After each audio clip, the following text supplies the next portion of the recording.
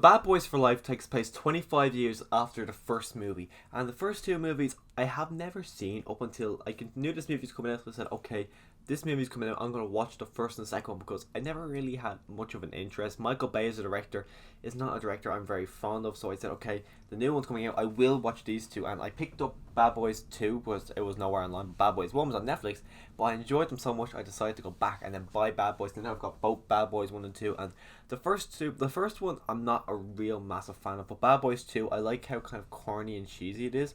And then the whole idea of Bad Boys for Life, I was a bit iffy on, because sometimes when sequels of this kind of nature, where it's been years, because I think Bad Boys 2 is like 2005, 2006, so it's been a while since that movie, and usually when sequels take that long to come out, it's never really a good sign. Like if you look at Zoolander 2, so I was a bit nervous going into it, but I was really happy when I left, because it was just, from start to finish, it was just so much fun. They take the element of these two cops who, they're very close to retirement. We got Martin Lawrence, who wants to retire and believes that, yeah, we've done our time, it is our time to retire. But then you get Will Smith, who thinks, we're only at the peak now, why should we retire? We're at the top of our game. So they're kind of at odds to each other, and then Martin Lawrence does decide to retire, and then Will Smith doesn't retire, and it kind of goes off well, where Will Smith's character, he's a really good, interesting character. I like how it does feel like, to me, he feels like Will Smith, but it's Will Smith with his dial put up to a 10, and he's just going complete Will Smith through. And Martin Lawrence, who I actually don't know who he is other than in his Bad Boy performance, he's probably the best he ever has been inside this franchise, and I am really intrigued to see what they do at Bad Boys 4. And the whole story about this movie is that there's some kind of witch out there, which I was really surprised by, that they have some people like a witch in this kind of franchise, because it's not really that kind of type of franchise. As well, there's this guy who's an assassin going around hunting all these people from one case, and they're trying to figure out what case he's after, because all these people have worked together in many cases throughout.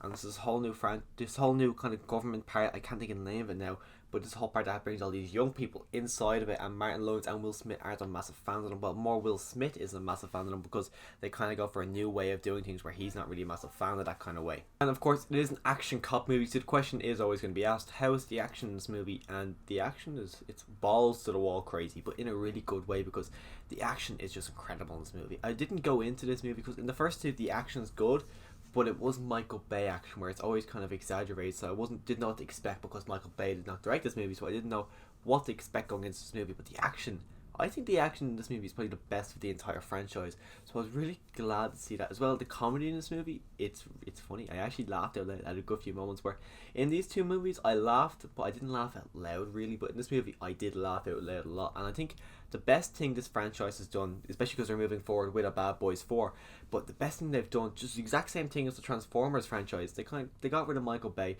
He's an okay director, but I think getting new visions in there, because I think if Michael Bay directed this, I don't think I would have had such a massive interest in it.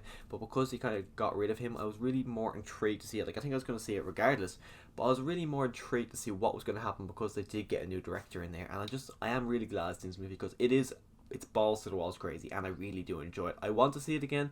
I don't think it's playing in cinema, because I had seen it probably about a month ago at this stage, and I'm really excited to own that 4K so I can watch it again, because personally I think it's the best in the franchise. I'm not going to do a ranking of these, but in fairness, my ranking is Bad Boys for Life at number 1, Bad Boys 2, and then Bad Boys, because it is a balls to the wall crazy franchise. I really enjoy this franchise, and I am really excited to see what Bad Boys 4 does. But if you've seen Bad Boys for Life, which I think they really missed out on using that title for Bad Boys 4, but what can you do? But if you've seen this movie, let me know your thoughts in the comments down below. Click that subscribe button so you can see other movie reviews just like this one. And as always, thanks for watching.